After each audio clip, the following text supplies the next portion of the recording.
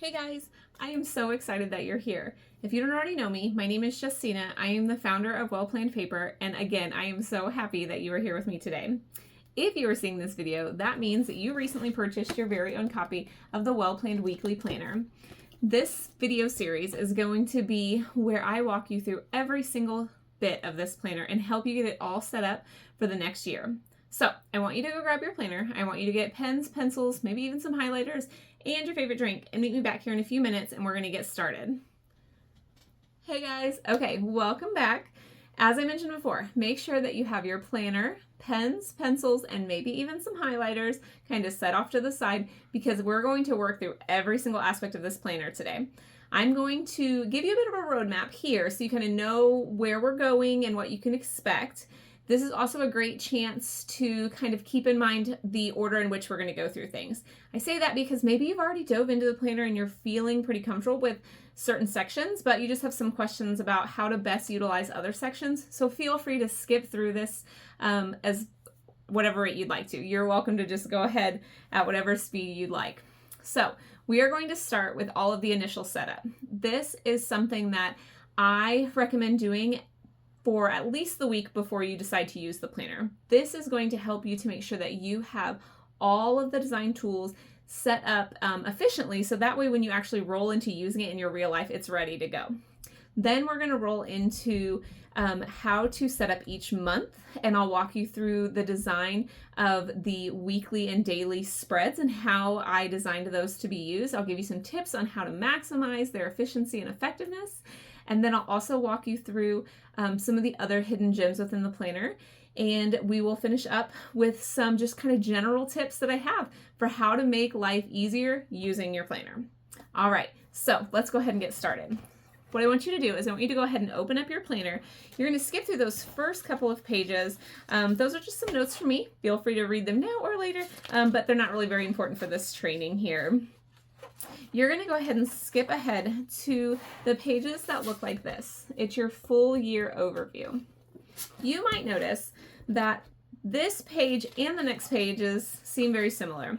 The next pages, just so you kind of know what I'm talking about, are these important date pages. The way I recommend using these spaces is to give yourself a literal overview of your entire year.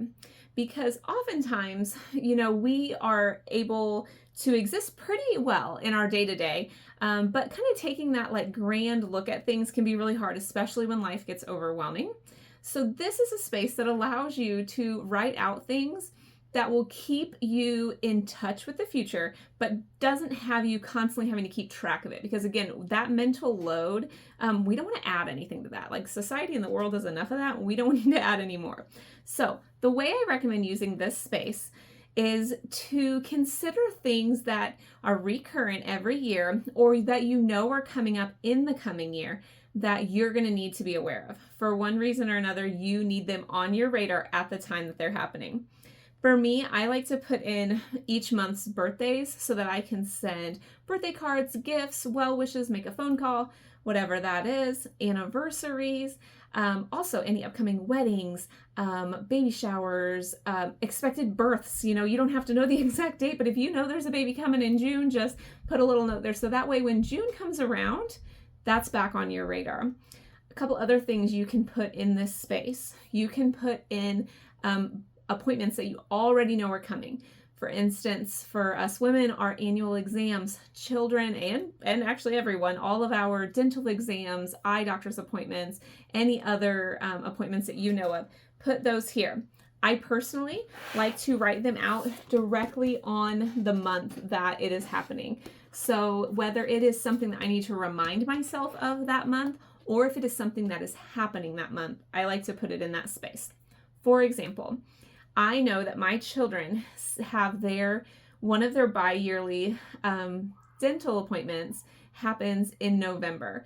So if I don't already have it scheduled, I can put a note either at the start of November or in October, depending on how quickly you can get into your facilities, to make a phone call to get that scheduled. Or if I know it's already coming, then I can write it down and put November 11th, Asher's dentist appointment. So that way, When November comes around, one of the things I do, one of the routines I have for my planner, is I come back to this page at the start of every month. And I go back over everything that's listed for that month. I add it to my monthly calendar, and I make a note of anything I need to do that month based on the notes I've made. So again, that's a great way to utilize this space. You might find other ways to utilize that space, and I'd love to hear about it. So if you use this space and you're like, I do it this way and it's been super helpful, let me know. I'd love to be able to let other followers know as well.